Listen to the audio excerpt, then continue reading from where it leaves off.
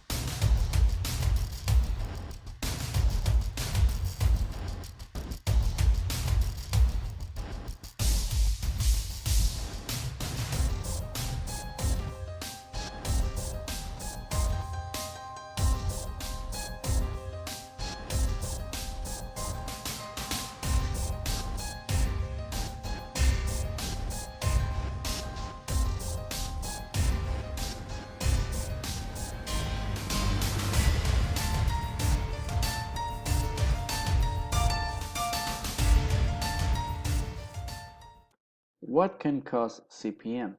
When the myelin sheath that covers nerve cells is destroyed, signals from one nerve to another aren't properly transmitted.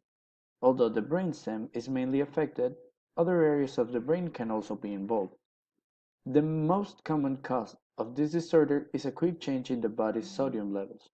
This most often occurs when someone is being treated for low blood sodium, also known as hyponatremia, and the sodium is replaced too fast. Sometimes it can also occur when a high level of sodium in the body, hypernatremia, is corrected too quickly.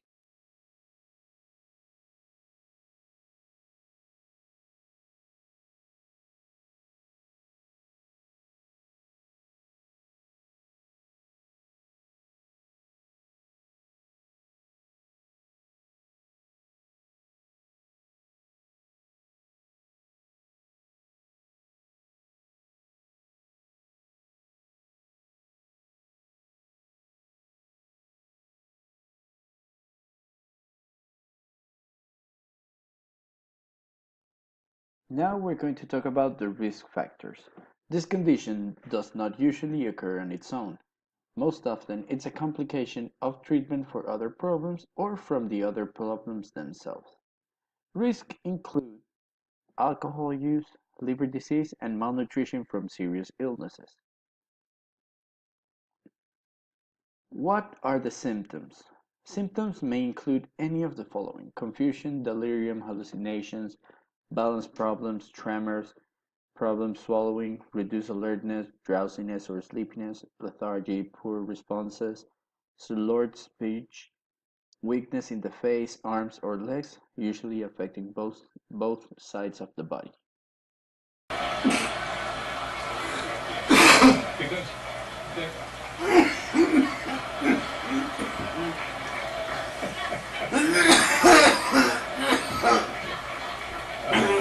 now let me ask you another question. In the city,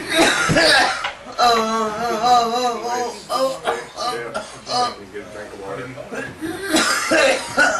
touched a raw nerve there, Dave. A raw nerve. Where does the Philharmonic? Well, the Philharmonic performs at 80 Fisher Hall at Lincoln Center. That's their home, and there have been some discussions of the Philharmonic.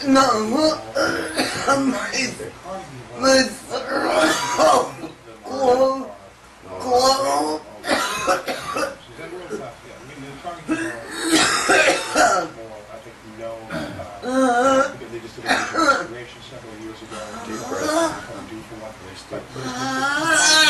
They keep having, they couldn't put all of the program into the one season. It would keep other people from performing there. Very varied. It would be the greatest, say, for somebody in a nascent part of their career. They're trying to get Calm down, then you can have some more. I can't say. I think the Carnegie is more famous. Maybe a sympathetic favorite, Carnegie Hall, because it is more popular. Yeah, it's more popular. You're asking me to throw my people under the bus. Plays at age okay, that's fine. We'll be right back here with Alec Baldwin.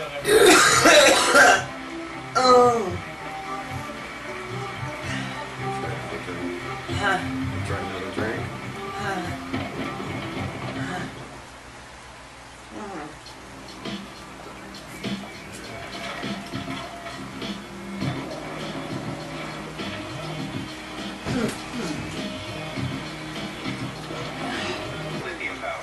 You really started out here. I didn't crack it. Yeah, that's glass. Cigarette. Oh, that was my elbow. What are the complementary exams for the diagnosis? The physical exam, and we also ask about the symptoms. A head MRI scan may reveal a problem in the brainstem or other parts of the brain. This is the main diagnostic test. Other tests may include blood sodium levels and other blood tests, and a brainstem auditory evoked response. Welcome to USMLEFasttrack.com. The section we're going to talk about today is from First Aid for the USMLE Step 1 2013 edition. Page 419. Central Pontine Myelinolisis. What is central pontine myelinolisis?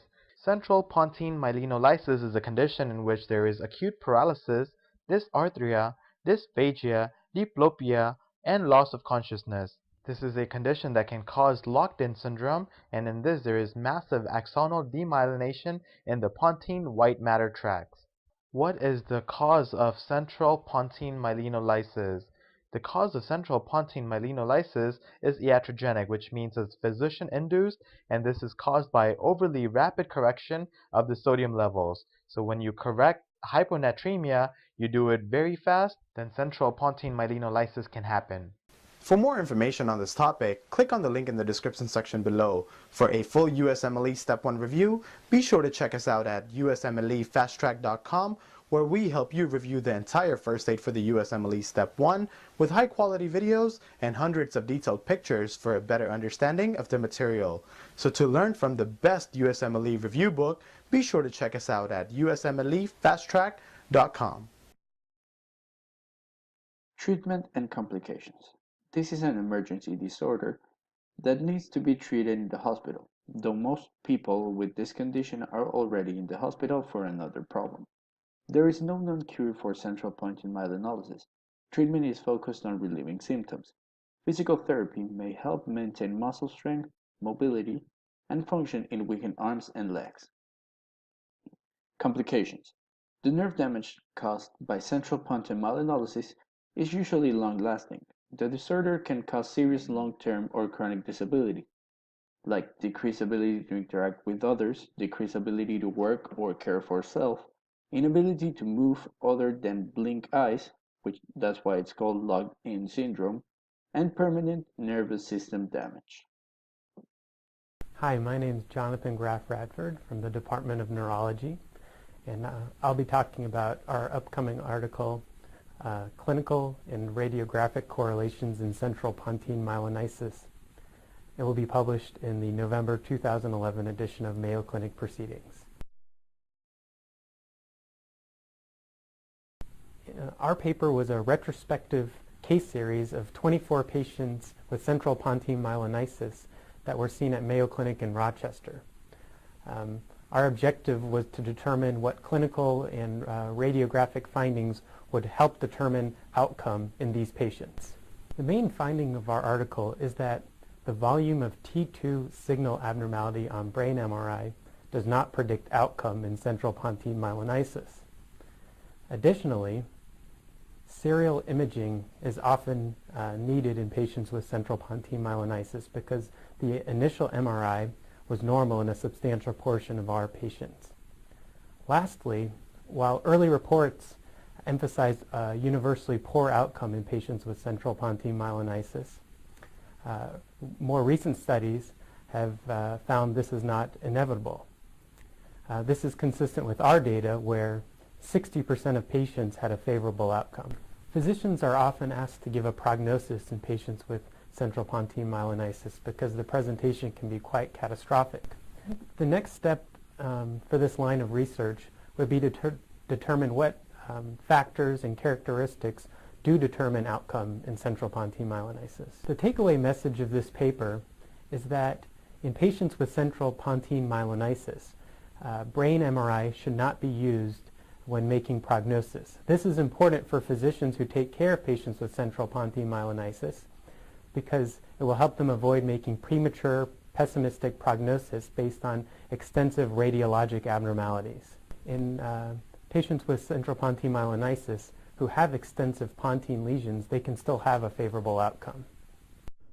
We hope you benefited from this presentation based on the content of Mayo Clinic Proceedings. Our journal's mission is to promote the best interests of patients by advancing the knowledge and professionalism of the physician community. If you're interested in more information about Mayo Clinic Proceedings, visit our website at www.mayoclinicproceedings.org.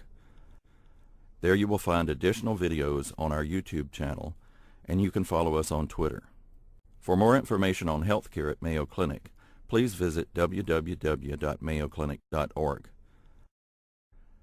This video content is copyrighted by Mayo Foundation for Medical Education and Research.